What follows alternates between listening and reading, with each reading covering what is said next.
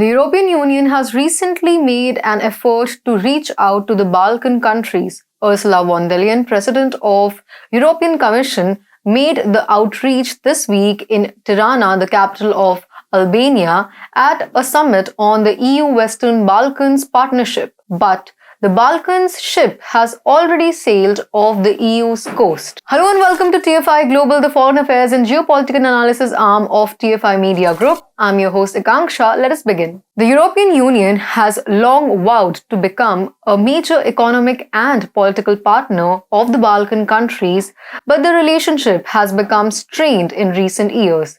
The EU has failed to make significant progress in integrating the region, and many of the countries have become increasingly wary of the EU's intentions. In particular, EU's lack of action in the region's migration crisis has been a major source of discontent. Further, the possibility of Western Balkan countries joining the EU has been on the table for the past 15 years. Croatia became the latest nation from the Balkans to formally become a member of the EU in 2013. Additionally, the spectacle of Brussels swooning over Ukraine and hurrying to grant Kyiv candidate status had to be endured by the Balkans this year. For comparison, Albania received candidate status 5 years after applying, Serbia needed 3 years, and Montenegro needed 2 years. Just consider, years have passed while you have waited for Brussels to commit or even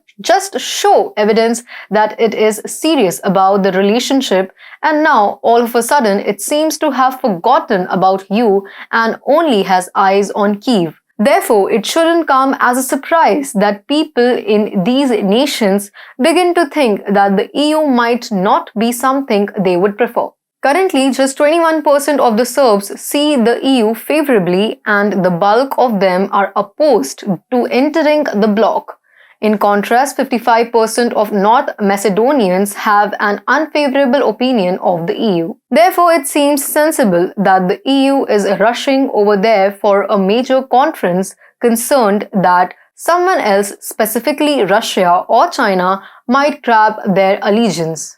To reclaim the lost ground, Von der Leyen went to Balkans, warning that the globe is split between autocracies and democracies and urging the Balkans to choose a side. She said, "We notice very clearly that the Ukraine war is not only Russia's cruel war against Ukraine, but also a question of whether autocracies and the law of the strongest will prevail, or whether democracy and the rule of law will prevail.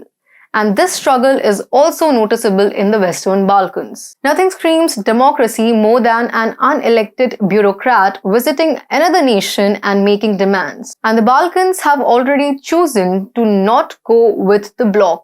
Serbia is a close ally of Russia, and Serbian President Alexander Vučić recently claimed that relations between Belgrade and North Macedonia in particular have never been better. This is true even though the West has viewed Albania over the past few decades as one of its most steadfast allies, contributing troops to its wars in Afghanistan and Iraq. Serbia refuses to follow EU's lead in its foreign policy toward Russia and opposes both the EU's anti-Russian sanctions and agenda. Vučić repeated his opposition to the bloc's sanctions policy and declined to sign the summit's Tirana declaration, which had a prominent reference to Russia's escalating war in Ukraine. It's not hard to imagine that Brussels might view all of this as a threat to its anti-Russian agenda, or worry that other Balkan nations that